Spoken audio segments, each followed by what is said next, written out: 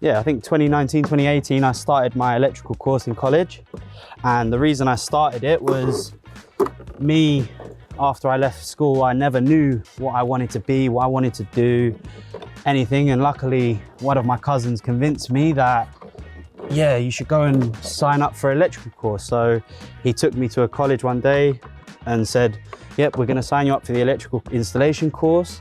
And to be honest, it's probably one of the best things I've done because I made a lot of friends in the first year of me being there that I'm still friends with now. So 2 of them work for the company as well. So yeah, I made a lot of friends. I had one of the best years. It was my first year of electrical installation. And then obviously after I left college, I had a couple of years I messed around. And obviously I met Andy through friends.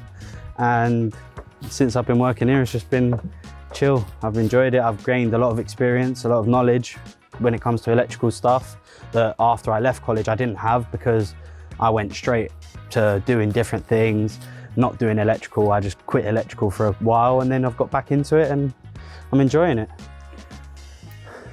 I'd say just carry on working, gain experience from whoever you're working with, and eventually you'll be able to work on your own. You'll be good enough to do your own thing in the future, depending on what you want your future to be like. Yeah, just stick to it, carry on working hard, and you'll make it, you'll be all right. Because I never knew what I wanted to be, like I said. I never knew what I wanted to do once I left school. And as soon as I got back into this, I got into electrical because of my cousin, it was all good. I've managed to find a good job out of it. And yeah, that's it really. I would just say stick to it. If I was saying someone new coming in fresh, you will always learn, no matter who you work with, especially with our company. You get to work with a lot of different people. A lot of people have different ways of working, and you learn things from different, everyone you work with, you learn different things. Just listen, that's what I would say, is just listen to everyone.